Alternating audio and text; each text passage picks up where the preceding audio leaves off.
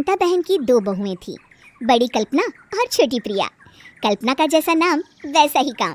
सारा दिन कल्पनाओं में रहती, ना कोई काम करती ना कोई धाम।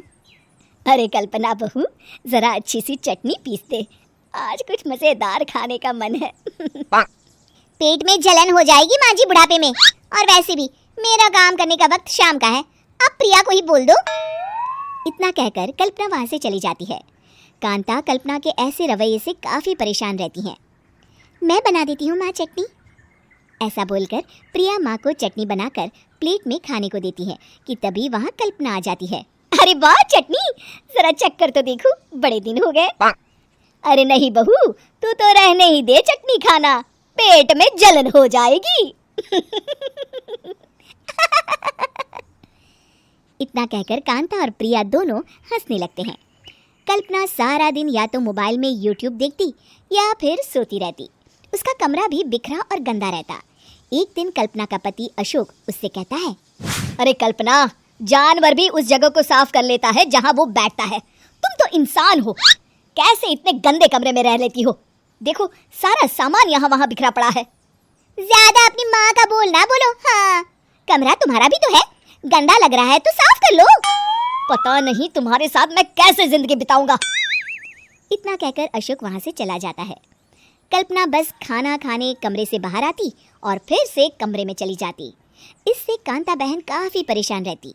एक दिन प्रिया कांता से कहती है, माँ, मैं सारा दिन काम करके थक जाती हूँ, आप कल्पना दीदी से कहिए ना कि सुबह और शाम का काम बांट ले, मैं तो अब सिर्फ एक वक्त का ही काम करूँगी। हाँ। अरे तू वो भी ना करना, एक बहू तो कामचोर थी ही, दूसरी भी आ गई काम ना करने के बहाने लेकर। तभी वहाँ प्रिया का पति रमेश आ जाता है। माँ, मैं देख रहा हूँ भाभी कोई काम नहीं करती, प्रिया सारा दिन घर और रसोई का काम करती है, अब कुछ करो ना माँ। कांता मन में कुछ सोचती है और कल्पना के पास जाती है। कल्पना फोन पर मेकअप करना देख रही होती है। कल्पना, तुम सारा दिन बस मोबाइल देखती हो, घर का कोई काम भी कर लिया करो। प्रिया सारा दिन काम करके थक जाती है, आज से मैंने फैसला किया है, एक वक्त का काम तुम करोगी, सुबह का खाना तुम बनाओगी और रात का प्रिया। आप लोगों ने काम को हव्वा बना रखा है। अरे पता नहीं थोड़ा सा ज्यादा काम करने में आप लोग घबरा क्यों जाते हैं।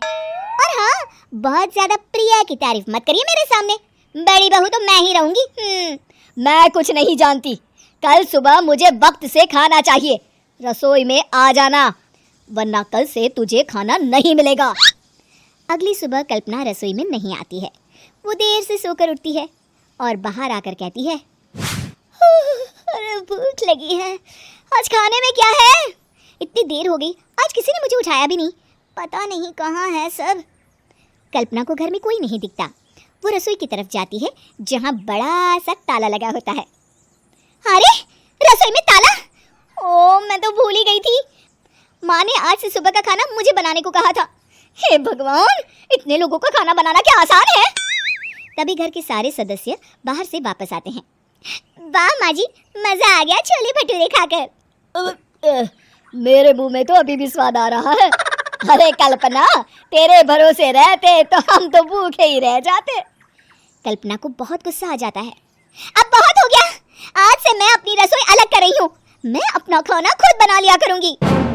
कल्पना अपनी रसोई अलग कर लेती है, पर आए दिन उसका देर से उठना और काम न करने की आदत से वो भूखी ही रह जाती थी।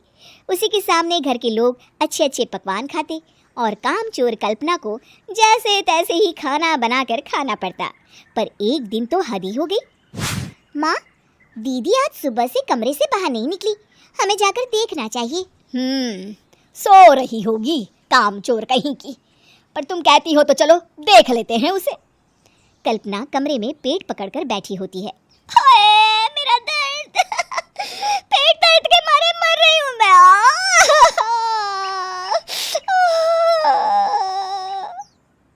अरे दीदी क्या हुआ, पेट में दर्द क्यों हो रहा है? डॉक्टर को दिखाया आपने? माँ, कल्पना खड़ी होती है और माँ जी के पास आती है। मुझे माफ कर दीजिए, अब से मैं सारे काम में मदद करूंगी, कभी आलस और काम चोरी नहीं करूंगी। हाँ हाँ, वो तो ठीक है, लेकिन अचानक क्या हो गया जो तू काम करने को तैयार हो गई? कामचोर कल्पना। माँ, लगातार बासी और उल्टा पुल्टा खाना खाने के कारण मेरे पेट में इन्फेक्शन हो गया है। काम ना करना पड़े इसलिए मैं 2 दिन का खाना एक दिन ही बना लेती थी। बासी और खराब खाना खाने के कारण लेने के देने पड़ गए। पेट में दर्द हो रहा है। चलो अच्छा हुआ, देर आए दुरुस्त आए।